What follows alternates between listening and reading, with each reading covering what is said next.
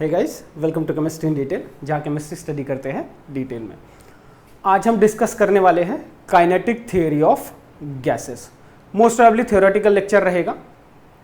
Kinetic theory of gases तब बताई गई थी जब गैसेस का ऑब्जर्व्ड बिहेवियर देखा गया था। जैसे प्रेशर वॉल्यूम रिलेशनशिप देखा गया, टेम्परेचर वॉल्यूम रिलेशनशिप देखा गया, जितने भी हमने गैसेस के जो लॉज देखे हैं और गैसेस किस तरीके से बिहेव करते हैं। Okay, on the basis of that gases के पार्टिकल्स को एटम्स या फिर मॉलिक्यूल्स कंसीडर किया गया और कैसे बिहेव करते होंगे उसके बेसिस पर काइनेटिक थ्योरी ऑफ गैसेस, जिसको हम kinetic molecular theory of gases भी कहते हैं। Kinetic theory was put forward by Bernoulli. Bernoulli नामक साइंटिस्ट ने काइनेटिक थ्योरी ऑफ गैसेस के बारे में बताया था एंड एक्सटेंडेड बाय, उसमें और ज्यादा इंप्रूवमेंट की गई बाय क्लॉसियस, सब साइंटिस्ट के नाम है, मैक्सवेल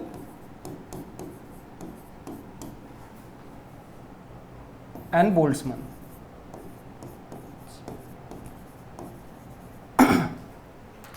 क्लॉसियस, मैक्सवेल और बोल्ट्जमैन नामक साइंटिस्ट ने उसको फर्दर और एक्सटेंड किया था।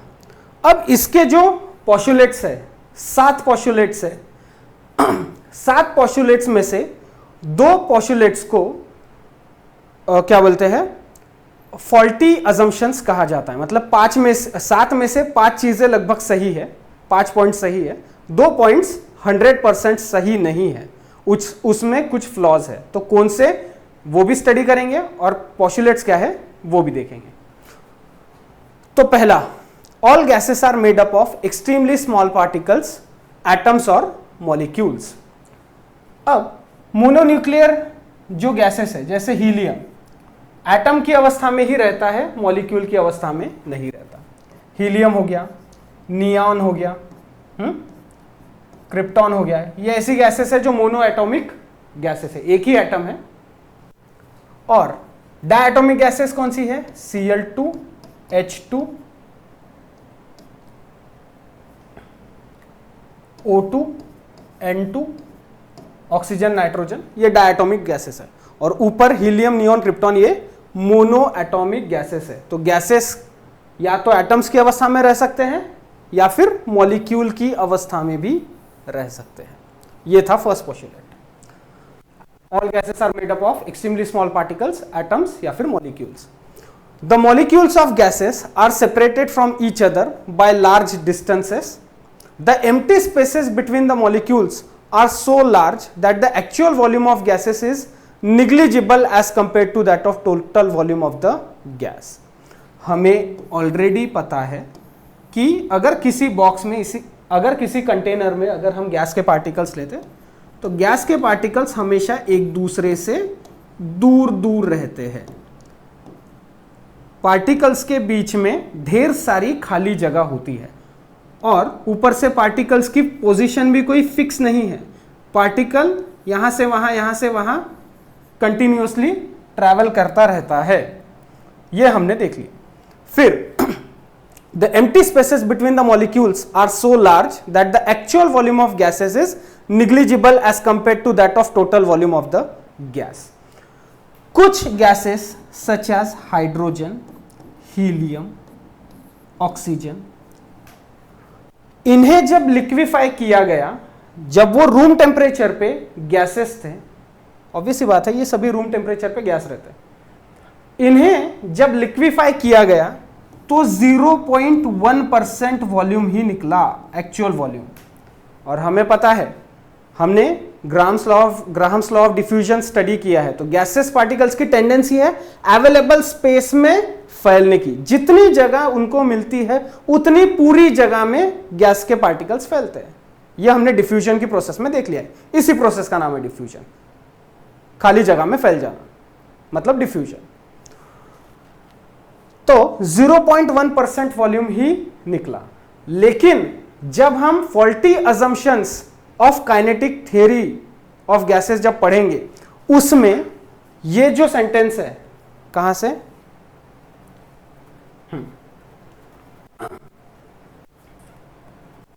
The actual volume of gases is negligible compare to that of total volume of the gas, जिसको मैंने स्क्वायर ब्रैकेट में डाला है ब्लैक कलर से,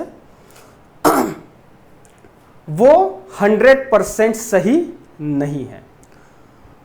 किसी भी गैस को लिक्विड बनाने के बाद ऑब्वियस सी बात है उसका वॉल्यूम कम होगा, लेकिन ये जो शब्द है निग्लिजिबल, ये 100% सही नहीं है। 100% में से अगर 100% हम कोई भी वॉल्यूम कंसीडर करते हैं किसी भी गैस का, उसको जब लिक्विड बनाएंगे तो हो सकता है 15% निकले। तो 15% या 20% वॉल्यूम, तो 100 के कंपैरिजन में 20 निग्लिजिबल थोड़ी है, कम है, लेकिन निग्लिजिबल नहीं है। निग्लिजिबल हम कब कहेंगे, जब वो 1% आए। 100% वॉल्यूम था, लिक्विड बनाने के बाद में सिर्फ 1% वॉल्यूम निकला, तब हम कहेंगे कि वो निग्लिजिबल है। 100 के कंपैरिजन में 1 निग्लिजिबल है, लेकिन 100 के कंपैरिजन में 15 या 20 कम है, लेकिन निग्लिजिबल नहीं है। अब इन गैसेस के लिए लागू हो गया हाइड्रोजन, हीलियम, ऑक्सीजन। ओके, उसमें से भी हाइड्रोजन और हीलियम, इन्हें परमानेंट गैसेस कहा जाता है। उस टाइम पे परमानेंट गैसेस कंसीडर किया जाता था। तो यहां लागू हो गया कि निग्लिजिबल वॉल्यूम है, सभी गैसेस पे लागू नहीं होगा। वो क्यों नहीं होगा वो फर्दर मैं बताते चलूंगा। इसके लिए फिलहाल इसको सेव कर लेंगे और ऑब्वियसली अपनी नोटबुक में भी लिखेंगे। एक सेकेंड, यहां हीलियम नहीं होना चाहिए, यहां पर होना चाहिए नाइट्रोजन। यहां मैंने गलती से हीलियम लिख दिया था। हाइड्रोजन, नाइट्रोजन और ऑक्सीजन, इनका वॉल्यूम 0.1% आता है। इसको करेक्ट कर लेंगे प्लीज।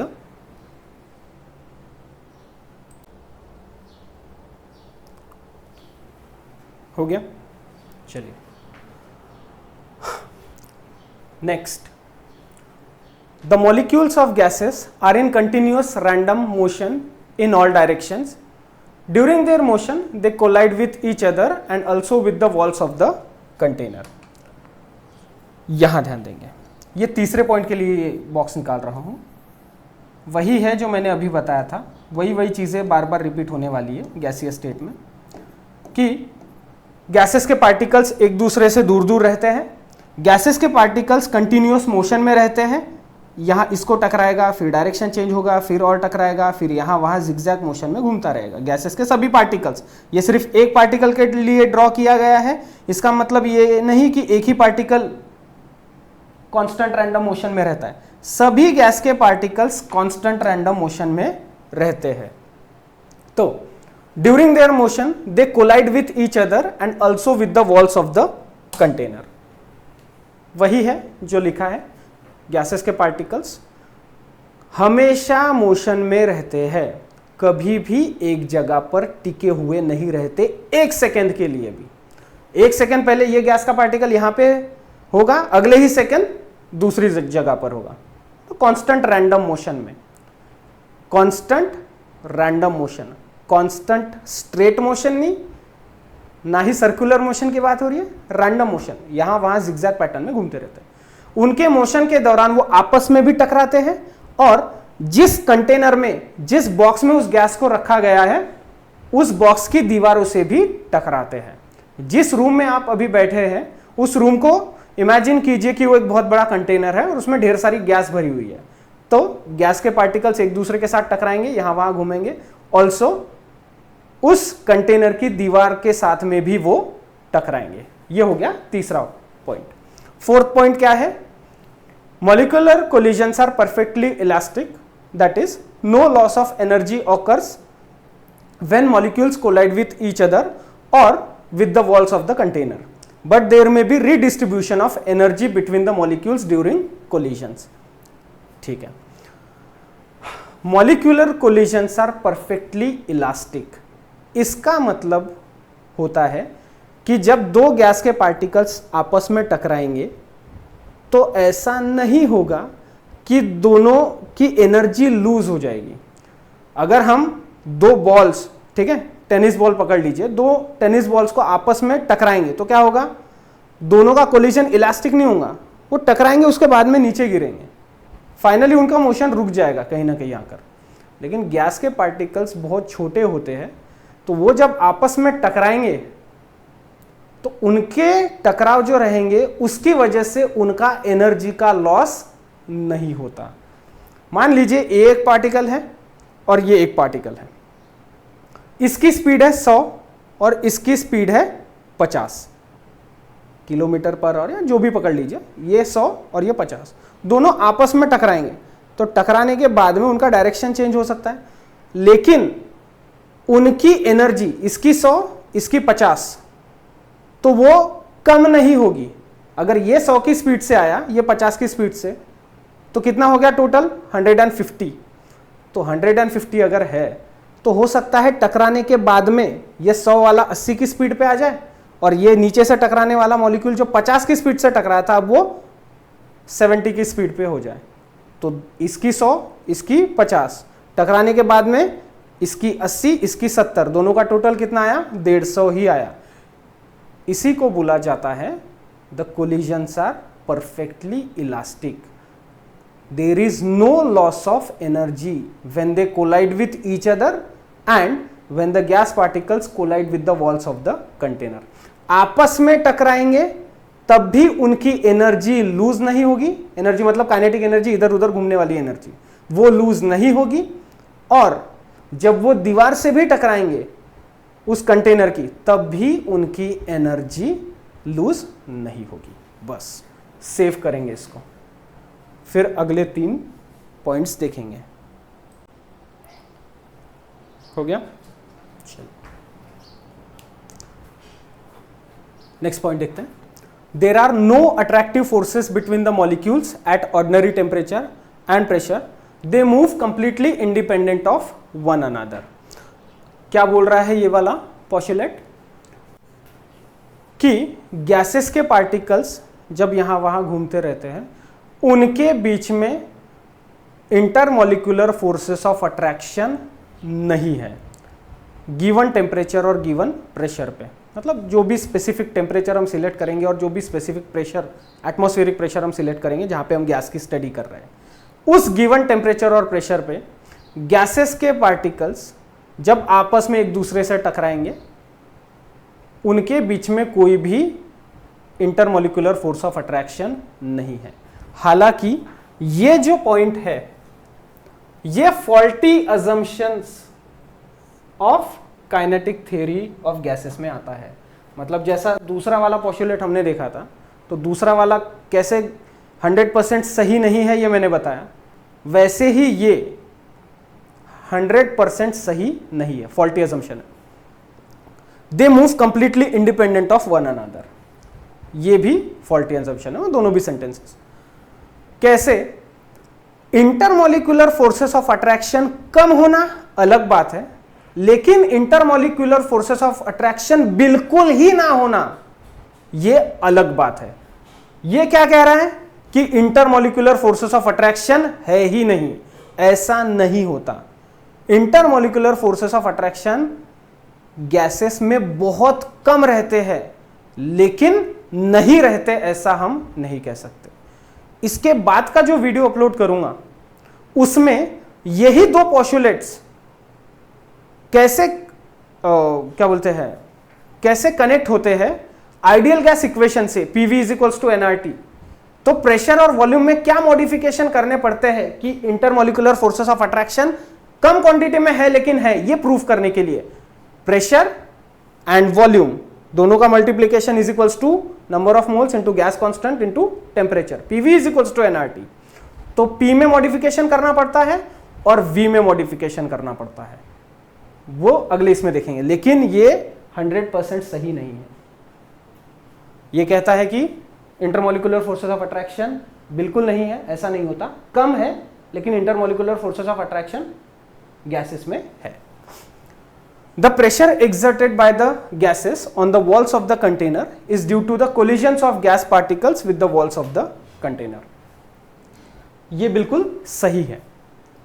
6th पोस्टुलेट, जैसे मॉलिक्यूल्स यहां वहां घूम रहे गैसेस के, तो वो आपस में भी टकराते हैं और जिस कंटेनर में उस गैस को रखा गया उससे भी टकराते। तो ऑब्वियस सी बात है, एट अ गिवन टाइम सिर्फ एक ही पार्टिकल थोड़ी किसी दीवार को टकरा रहा होगा, ढेर सारे गैस के पार्टिकल्स टकरा रहे होंगे दीवारों को। तो वो जो प्रेशर गैस एक्सर्ट करती है उस कंटेनर की वॉल पर, वो किसकी वजह से करती है? उसका कोलिजन जो उस वॉल के साथ हो रहा है, उस कंटेनर की दीवारों से जब गैस के पार्टिकल्स टकराते हैं, जितने ज्यादा गैस पार्टिकल्स दीवार से टकराएंगे उतना ज्यादा प्रेशर दीवार पर एक्सर्ट करेंगे। जैसे एक बलून ले लीजिए, उस बलून में अगर हवा भरेंगे तो ऑब्वियस सी बात है वो जो अंदर हवा भरी हुई है, जो गैस के पार्टिकल्स है, वो आपस में भी टकरा रहे हैं, उस बलून की जो इंटरनल वॉल है उससे भी टकरा रहे हैं। तो जितना ज्यादा पार्टिकल्स उस बलून की वॉल को टकराएंगे उतना ज्यादा वो गैस उन दीवारों पे प्रेशर एक्सर्ट करेगी। जितने ज्यादा number of collision of gases उतना ज्यादा प्रेशर एक्सर्ट होगा। लास्ट वाला, the average kinetic energy of the gas molecules is directly proportional to the absolute temperature. Kinetic energy, average kinetic energy बोल रहा है। अब ये एवरेज काइनेटिक एनर्जी क्या है इसी वीडियो में बताता हूं।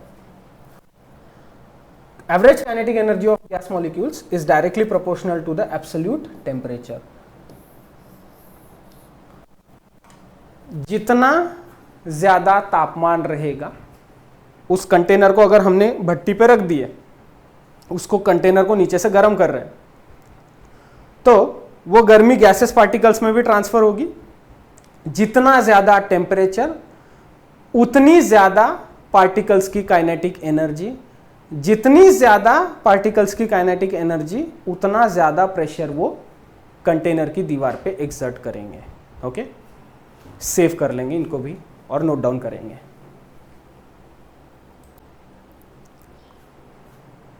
कर लिया सेव? चलिए, अब on the basis of kinetic theory of gases, on the basis of postulates of kinetic theory of gases, scientist ने काइनेटिक गैस इक्वेशन को डिराइव किया।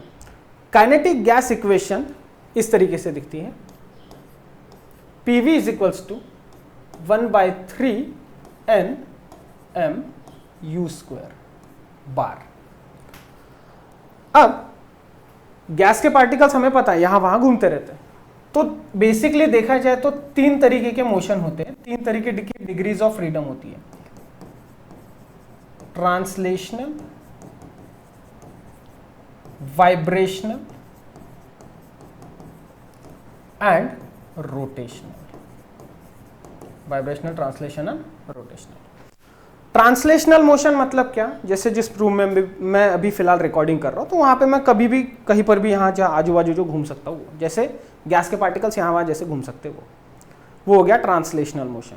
रैंडम मोशन, यहाँ मैं लीनियर मोशन या सर्कुलर मोशन की बात नहीं कर रहा, ट्रांसलेशन पूरा रैंडम मोशन, मतलब एक जगह पे ना होने वाला मोशन, पूरा घूमने वाला।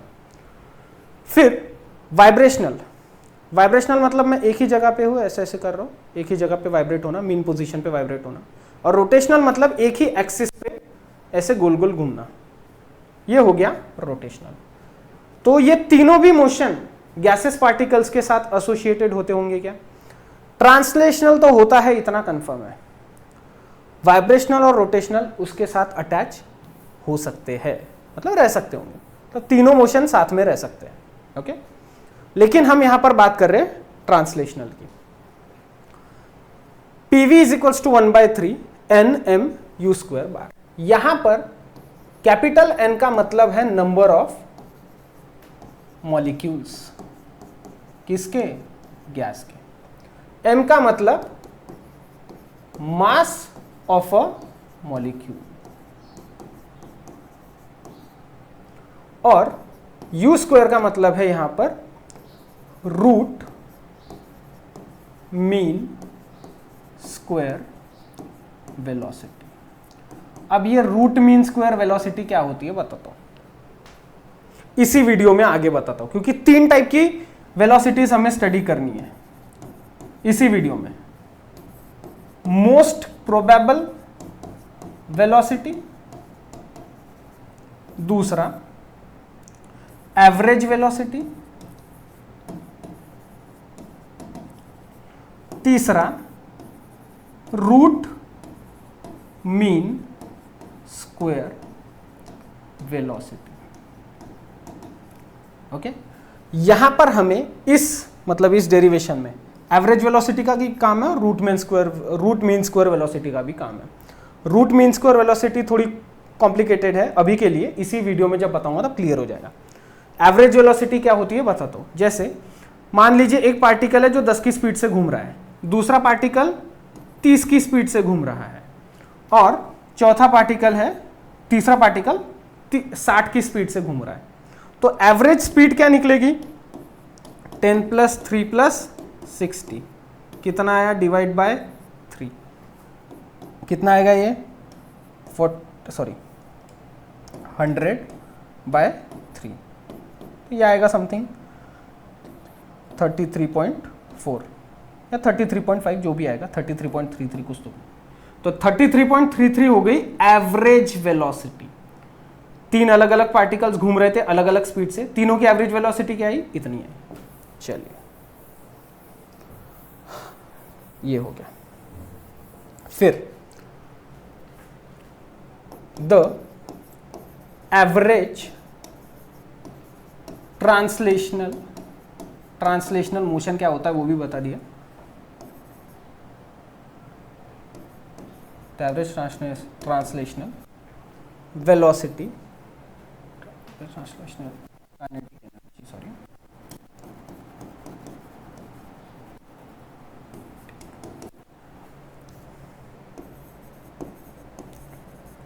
is given by average translational kinetic energy is given by। वैसे काइनेटिक एनर्जी का फॉर्मूला क्या है? E के मतलब काइनेटिक एनर्जी, के नहीं लिखा, E लिखा है, हाफ mv², राइट? फिजिक्स में यही पढ़ते हैं, लेकिन यहां पर ढेर सारे मॉलिक्यूल्स है तो मॉडिफिकेशन यहां पर आता है हाफ nmu² बार। ओके, ये है, इसको नाम दे देंगे हम इक्वेशन 2, ऊपर वाली इक्वेशन को नाम दे देंगे इक्वेशन 1। फिर multiply right hand side of equation 1 by 2 divided by, multiply only right hand side of first equation, left hand side नहीं, सिर्फ राइट हैंड साइड को मल्टीप्लाई करो 2/2 से। अगर किसी को इसका स्क्रीनशॉट लेना है तो ले लो, नहीं भी लिया तो चलता है। हो गया? चलो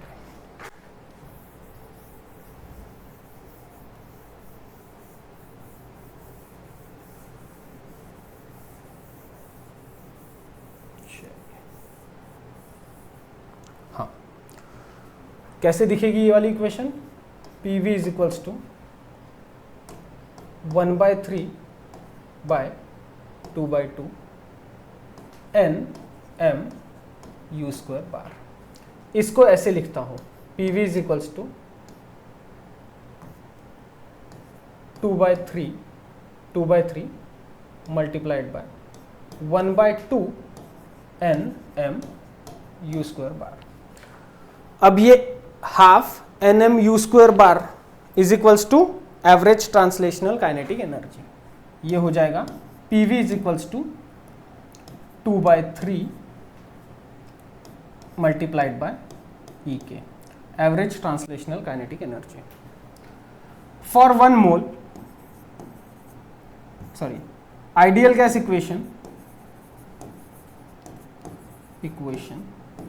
for 1 mole is PV = nRT। अब n की वैल्यू है 1 तो PV = RT, तो PV की जगह हम लिख देंगे RT = 2/3 EK। यहां PV की जगह हमने RT लिखा है। तो ई के क्या हो जाएगी यहां पर, kinetic energy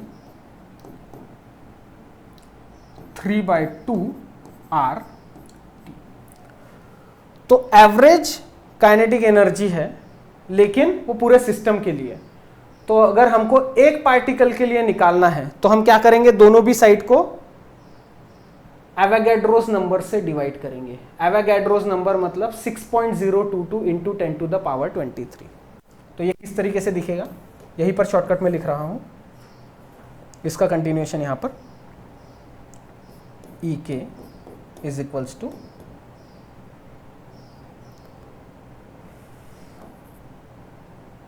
3/2 R bye Na। Na मतलब एवोगैड्रोस नंबर T। अब R bye Na gas constant upon Avogadro's number, इसको कहा जाता है बोल्ट्जमैन कांस्टेंट, इज कॉल्ड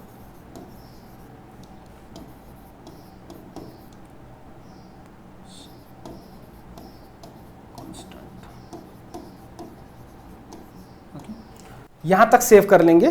इस न्यूमेरिकल को आगे बढ़ाता हूं। हो गया, चलिए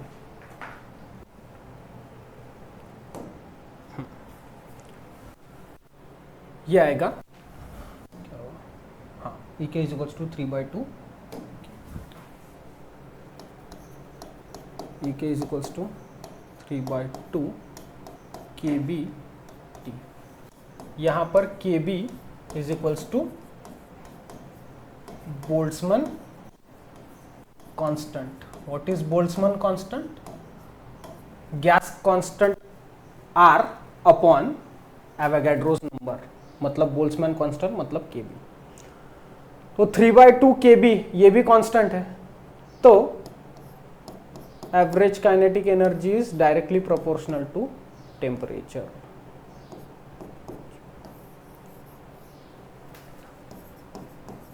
average kinetic energy of a gas is directly proportional to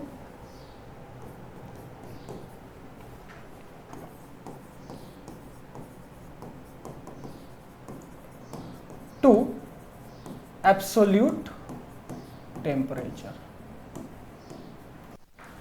लेकिन kinetic energy is directly proportional to root mean square velocity। Kinetic energy of gas particles is directly proportional to root mean square velocity। U is equals to root mean velocity। ये root mean square velocity क्या होता है इसी video में बताता हूँ। तो kinetic energy is directly proportional to temperature, K is directly proportional to root mean square velocity. इसका मतलब temperature is directly proportional to U square, मतलब U is directly proportional to square root of temperature. ये जो last है, root mean square velocity of gas particles is directly proportional to the square root of temperature। जितना ज्यादा temperature उतनी root mean square velocity, जितना कम temperature उतनी कम root mean square velocity. यहां लिखता हूं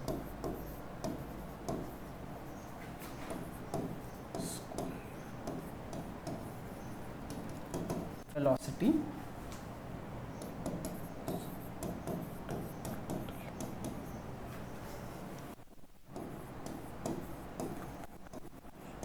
is directly proportional to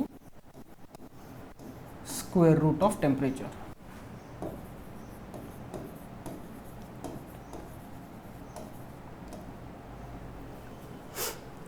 इसीलिए जितना कम टेम्परेचर, स्क्वायर रूट बोल रहा है ना, तो टेम्परेचर की जो वैल्यू रहेगी वो स्क्वायर रूट हो जाएगी, अंडर रूट में चली जाएगी। जितना कम टेम्परेचर उतना कम रूट मीन स्क्वायर वेलोसिटी। तो जब टेम्परेचर 0 रहेगा तो रूट मीन स्क्वायर वेलोसिटी क्या कंसीडर की जाएगी? 0। एब्सोल्यूट 0 टेम्परेचर मतलब -273 डिग्री सेल्सियस, मतलब 0 केल्विन। उससे ठंडा टेम्परेचर यूनिवर्स में नहीं है। कितना? -273 डिग्री सेल्सियस। तो उस टेम्परेचर पे हम ये अज्यूम करते हैं कि काइनेटिक एनर्जी या फिर root mean square velocity gases की फ्रीज हो जाए, मतलब 0 हो जाए। लेकिन ऐसा होगा जरूरी नहीं। इसीलिए थर्ड लॉ ऑफ थर्मोडायनेमिक्स का राइज होता है एंट्रोपी के फॉर्म में।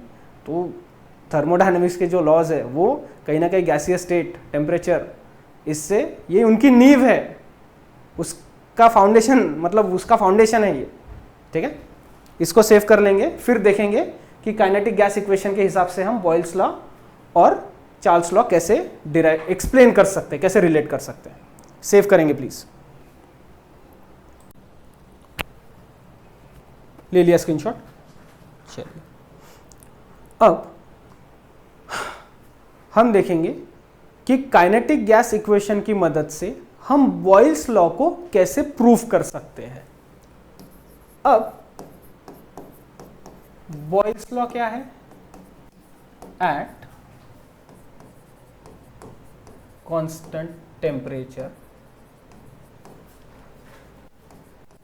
Volume of a fixed amount of gas is inversely proportional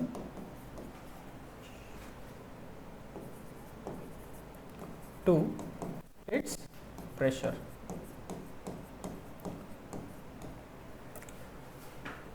Volume is inversely proportional to pressure.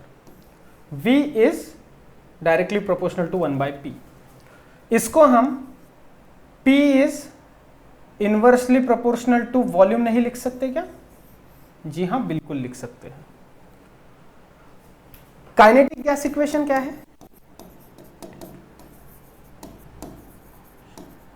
is PV is equals to 1/3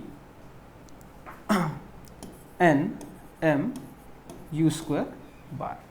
u square मतलब है रूट मीन स्क्वायर वेलोसिटी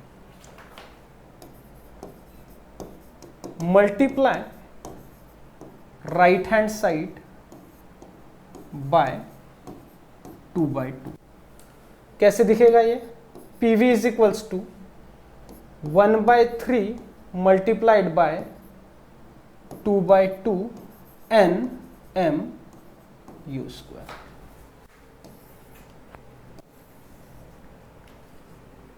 कैसे लिखेंगे? PV is equals to 2/3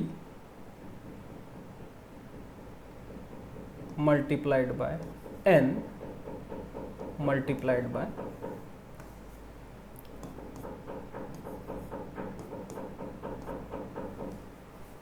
n multiplied by half m u square bar. ठीक, इसको लिखता हूं PV is equals to 2/3। अब ये हाफ mu स्क्वायर जो है ये है EK, average kinetic, average translational kinetic energy. इसी वीडियो में देखा था क्या होता है ये 3/2 kBT। अब ये kB मतलब क्या? Boltzmann constant. Half mu square मतलब क्या? Kinetic energy. EK मतलब वही एवरेज ट्रांसलेशनल काइनेटिक एनर्जी। कितनी आई थी? 3/2 kBT। kB मतलब Boltzmann constant, ratio of gas constant upon Avogadro's number. ये वाली वैल्यू यहां पर रखेंगे तो ये इक्वेशन किस तरीके से दिखेगा? n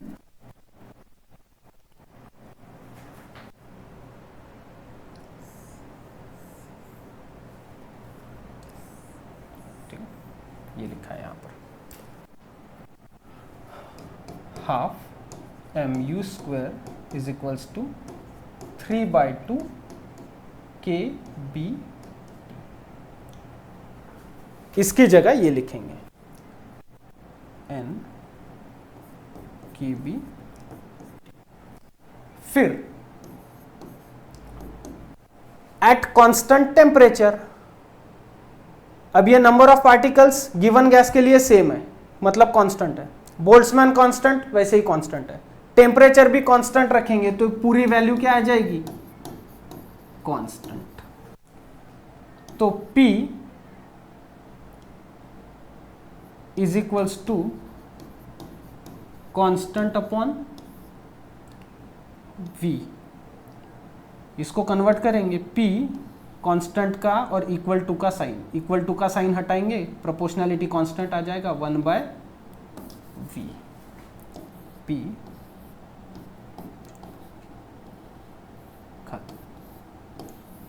हो गया यहां पर proof Boyle's law with the help of kinetic gas equation.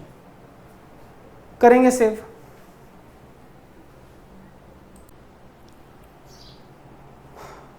ले लिया स्क्रीनशॉट। चलिए अब काइनेटिक गैस इक्वेशन की मदद से हम प्रूफ करेंगे चार्ल्स लॉ। चार्ल्स लॉ क्या है, at constant pressure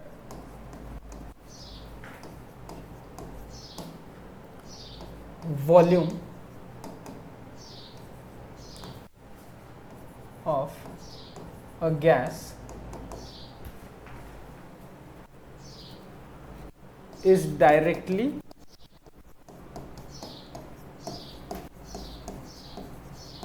proportional to temperature. Volume is directly proportional to temperature at constant pressure.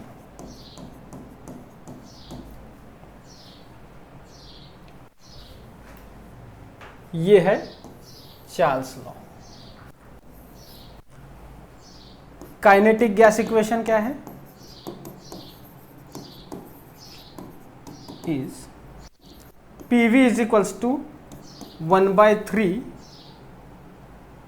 nmu², number of molecules, mass of molecule, root mean square velocity.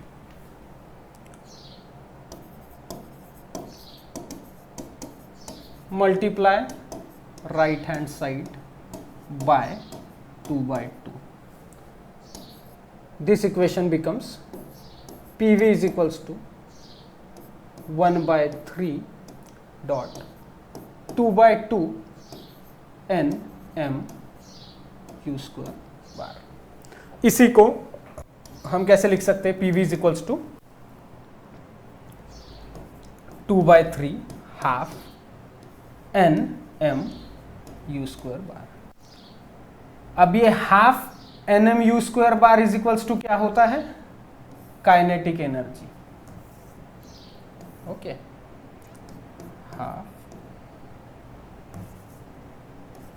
But half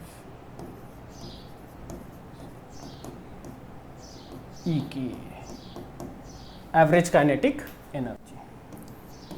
PV is equals to 2/3 E K, but E K is directly proportional to temperature, तो PV is equals to PV is directly proportional to temperature. EK is directly proportional to temperature. तो 2/3 ये भी constant ही है ना, PV directly proportional to temperature at constant pressure. Charles law क्या है, at constant pressure volume is directly proportional to temperature. Pressure constant तो volume is directly proportional to temperature. Proof हुआ कि नहीं चार्ल्स लॉ, जी हाँ, बिल्कुल प्रूफ हुआ।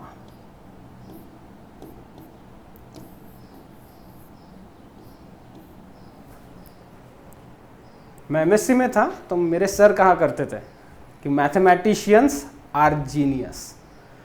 जब भी डेरिवेशंस या न्यूमेरिकल्स लेके बैठते तो वो बात हमेशा याद आती है।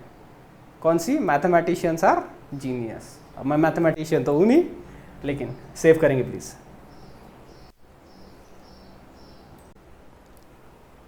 हो गया। चलिए अब हम देखेंगे Maxwell Boltzmann distribution of speed. Simple topic है और जल्दी हो जाएगा।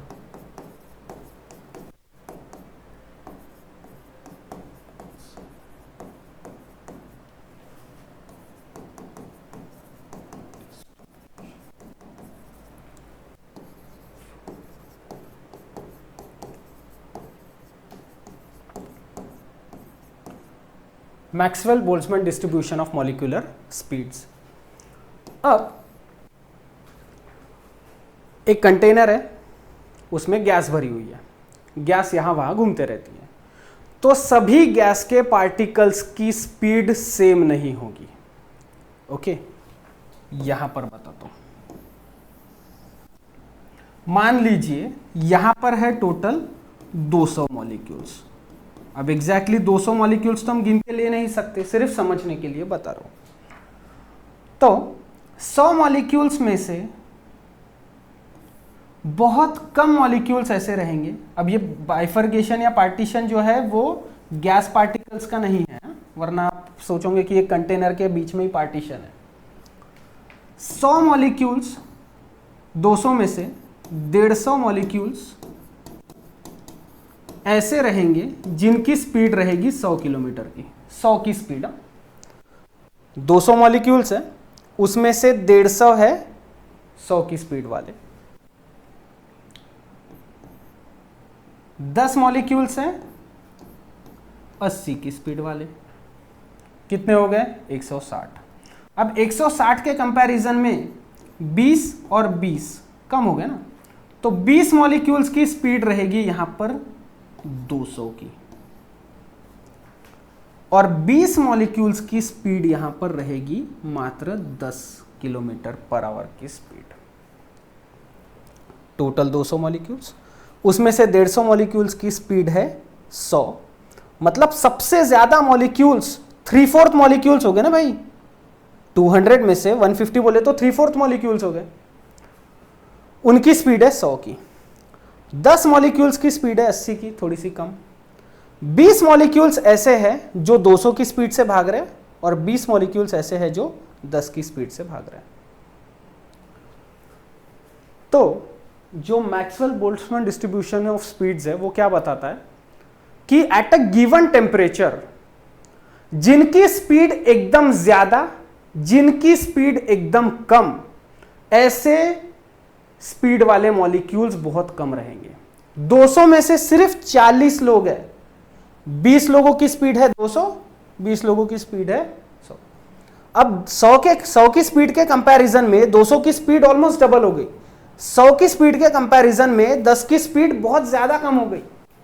तो the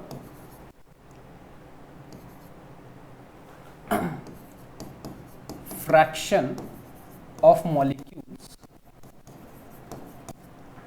having very high or very low speed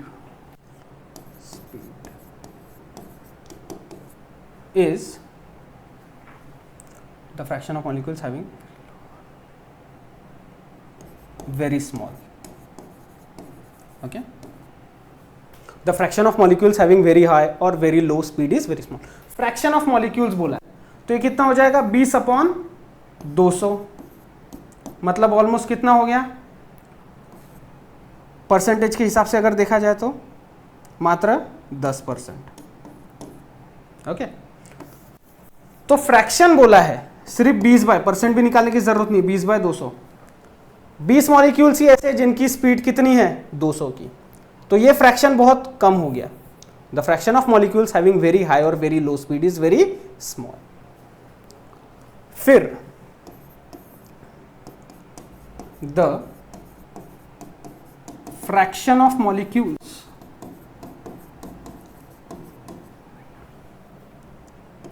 having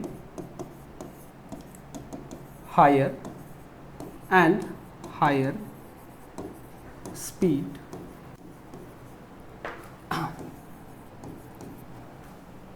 goes on increasing till it reaches the peak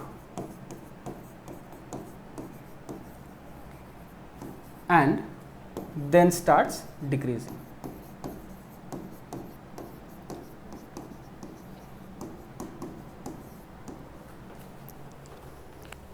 क्या बोल रहा है कि fraction of molecules with higher and higher speeds, higher and higher speeds वाले कितने हैं, 200 की स्पीड से जाने वाले, पहले बहुत ज्यादा बढ़ेंगे, कुछ मॉलिक्यूल्स बहुत हायर स्पीड पे जाएंगे, पर्टिकुलर टेम्परेचर पे उतनी ही स्पीड पे जाएंगे, फिर उनकी स्पीड डिक्रीज होते जाएगी. जैसे ही ये हायर का एक मॉलिक्यूल लोअर स्पीड पे आ गया तो लोअर का एक मॉलिक्यूल हायर की स्पीड पे चला जाएगा. ओके, अब यहां पर 150 मॉलिक्यूल्स ऐसे हैं जो 100 की स्पीड से जा रहे हैं, 100 की स्पीड से घूम रहे हैं.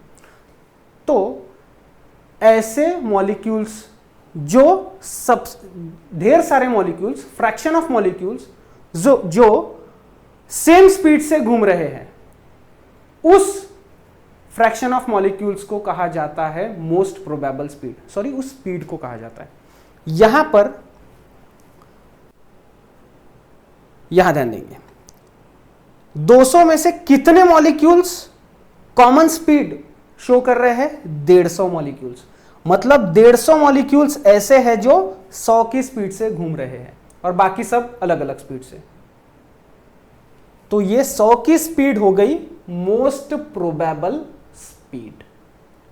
ओके, ऐसी स्पीड जो मैक्सिमम मॉलिक्यूल्स पजेस करते हैं, उस स्पीड को कहा जाता है most probable speed.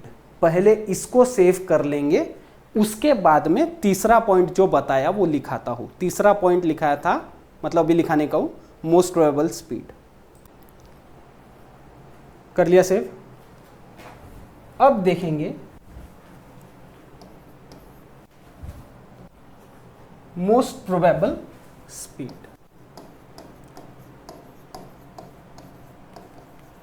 Most probable speed, probable मतलब वही प्रोबेबिलिटी, कितने ज्यादा चांसेस, कितने में से, जिसको रिप्रेजेंट किया जाता है म्यू एमपी से. Most probable speed it is represented by mu MP. इस ग्राफ में भी आप देख सकते हैं. The speed possessed by maximum number of molecules, maximum number of molecules को हम मैक्सिमम फ्रैक्शन ऑफ मॉलिक्यूल्स भी लिख सकते हैं.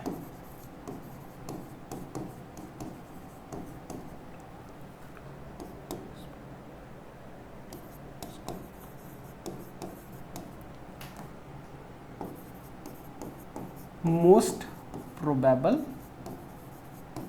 स्पीड, जैसे अभी बताया था, ऐसी स्पीड, वो स्पीड जिसमें मैक्सिमम नंबर ऑफ मॉलिक्यूल्स की है, वो स्पीड जो मैक्सिमम नंबर ऑफ मॉलिक्यूल जिस स्पीड में घूम रहे हैं, उस स्पीड को हम बोलेंगे मोस्ट प्रोबेबल स्पीड. आपके सामने एक ग्राफ दिख रहा होगा जहां पर नंबर ऑफ मॉलिक्यूल्स या फिर number of fraction of molecules एक साइड पे प्लॉट किए और एक साइड पे molecular speed. Please understand, confuse नहीं होंगे. मॉलिक्यूलर स्पीड इस लाइन पे नहीं, इस एक्सिस पे ड्रॉ की गई है, मतलब इधर मॉलिक्यूलर स्पीड बढ़ रही है.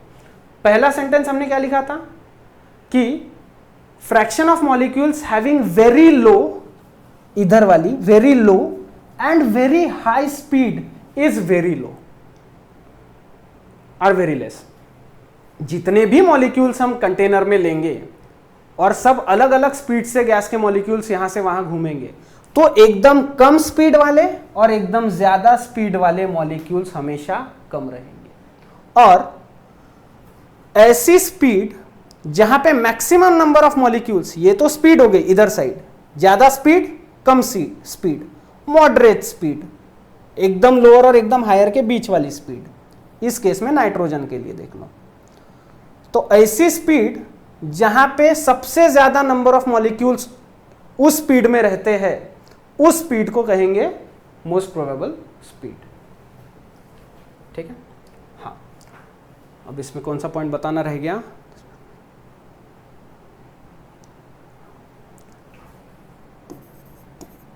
Most probable speed depends upon the molecular mass of gas। जैसे इस केस में देखिए, स्पीड किस कहां पर ग्राफ की गई है, मतलब कहां पर प्लॉट की गई है, इस एक्सिस पे। तो नाइट्रोजन के मॉलिक्यूल्स की मोस्ट प्रोबेबल स्पीड ज्यादा है compare to that of most probable speed for chlorine. Mu MP of nitrogen is ज्यादा, इधर स्पीड बढ़ रही है, मतलब नाइट्रोजन के मॉलिक्यूल्स ज्यादा स्पीडली घूम सकते हैं as compare to that of chlorine के मॉलिक्यूल्स। क्यों? नाइट्रोजन का एटॉमिक नंबर है 7, नाइट्रोजन का एटॉमिक मास है 14, और नाइट्रोजन मॉलिक्यूल की अवस्था में रहता है N2 की अवस्था में, तो इसका मॉलिक्यूलर मास क्या आ गया? 28 atomic mass unit AMU। Similarly chlorine का एटॉमिक नंबर कितना है? 17, एटॉमिक मास नंबर हम कितना लेते हैं? 35.5। क्लोरीन भी मॉलिक्यूल की अवस्था में रहता है Cl2, एक क्लोरीन का 35.5, तो दो क्लोरीन का कितना आ जाएगा? 71 AMU। तो जिस गैस का मॉलिक्यूलर मास कम, उसकी मोस्ट प्रोबेबल स्पीड ज्यादा, मतलब उसके मॉलिक्यूल ज्यादा स्पीडली इधर उधर घूम सकते हैं। ठीक है, इसको सेव कर लेंगे, फिर लास्ट स्लाइड देखेंगे जिसमें हम स्टडी करेंगे एवरेज वेलोसिटी और रूट मीन स्क्वायर वेलोसिटी, या फिर average speed, root mean square speed. फिर वीडियो वाइंड अप कर देंगे। हो गया? चलिए अब देखते हैं, मोस्ट प्रोबेबल स्पीड तो देख लिया, यहां पर एक करेक्शन कर लेंगे। मोस्ट प्रोबेबल स्पीड को मैंने यहां पर म्यू लिखा था, प्लीज अंडरस्टैंड ये है UMP, वेलोसिटी U। अब देखेंगे average speed and root mean square speed. जैसे ये अपना मोस्ट प्रोबेबल स्पीड, इस स्पीड को पकड़ लीजिए आप, पहली स्पीड, तो और दो टाइप से कैसे कैलकुलेट करते हैं, तो average speed and root mean square. The average of speeds of different molecules in a given sample of a gas is called average speed.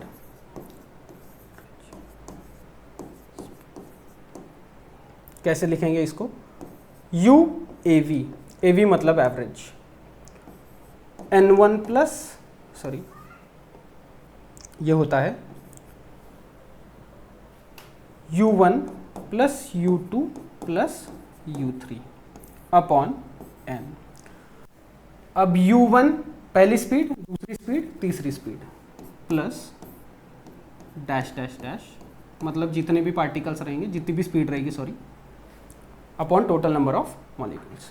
इसको हम ऐसे भी लिख सकते हैं, U A V is equals to N1 U1 plus N2 U2 plus N3 U3 plus dash dash dash dash dash and so upon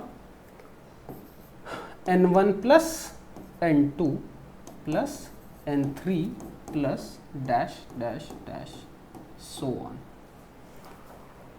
N1 वो number of particles है जिनकी स्पीड u1 है, N2 वो नंबर ऑफ पार्टिकल्स है जिनकी speed u2 है, N3 वो number of particles है जिनकी स्पीड u3 है, upon N1 plus N2 plus N3 so on. ये हो गई एवरेज स्पीड। अब रूट मीन स्क्वायर स्पीड क्या है? The square root of square root of mean of squares of different speeds of all molecules in a gas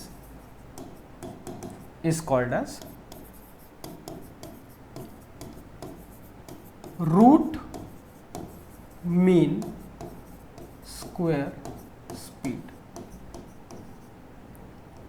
okay, इसको हम represent करते हैं U SQ, मतलब रूट मीन स्क्वायर वेलोसिटी। जितना difficult लग रहा है डेफिनेशन देख के उतना डिफिकल्ट नहीं है। It is the square root of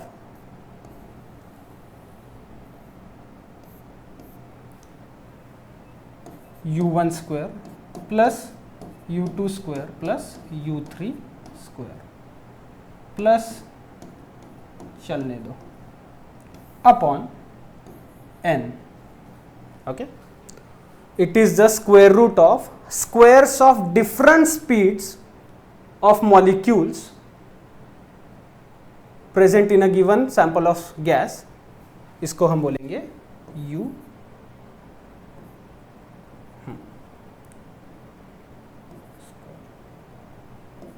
ठीक है, इसको हम एक और तरीके से लिख सकते हैं ऐसे, N1 U1 square plus N2 U2 square plus N3 U3 square plus चलने दो जितने भी होंगे upon N1 plus N2 plus N3। दिखने में शुरुआत में डिफिकल्ट लग सकता है, ज़्यादा कुछ टेंशन वाली बात नहीं है। फिर तीनों में से किसकी स्पीड ज़्यादा, मतलब कौन सी स्पीड ज़्यादा कौन सी स्पीड कम, उसका मैथमेटिकल टर्म क्या होगा और ग्राफ कैसे आता है वो बताता हूँ। पहले इसको सेव करेंगे। हाँ एक सेकेंड ना, यहाँ पर म्यू स्क्वायर नहीं, mu sorry U R M S लिखा जाता है, root mean square U R M. Okay, अब सेव करेंगे। हो गया, चलिए लास्ट सेंटेंस लिखेंगे फिर वीडियो को वाइंड अप कर देंगे। रूट मीन स्क्वायर वेलोसिटी या फिर root mean square speed is the direct measure of average kinetic energy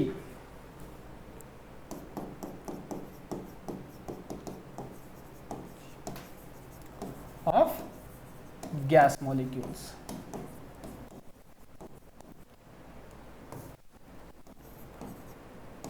root mean square velocity is the direct measure of average kinetic energy of gas molecules.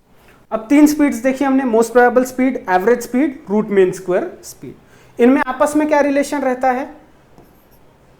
u RMS root mean square speed greater than u average greater than u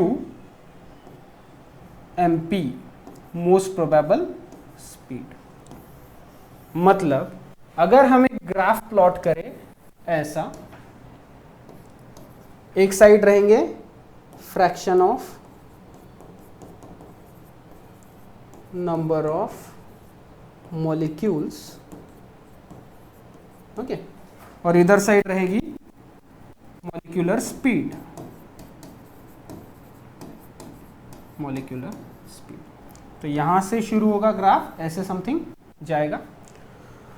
तो maximum number of particles जो speed show करते हैं, ऐसी speed जिसमें maximum number of molecules रहते हैं, उसको हम क्या कहते हैं? उसे हम कहते हैं UMP, okay.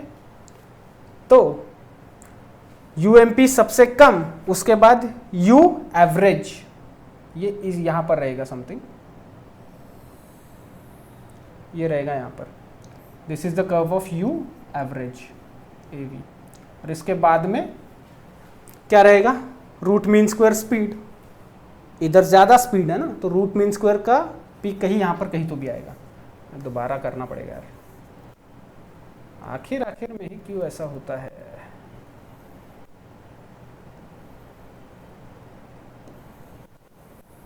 Okay, this is black colour की line UMP most probable speed, ये है U एवरेज, और ये वाली कर्व रहेगी URMS। This is the relation. MCQ का क्वेश्चन अगर आ गया कॉम्पिटिटिव्स में तो आपको पता होनी चाहिए। यहां पर ये वीडियो वाइंड अप होता है।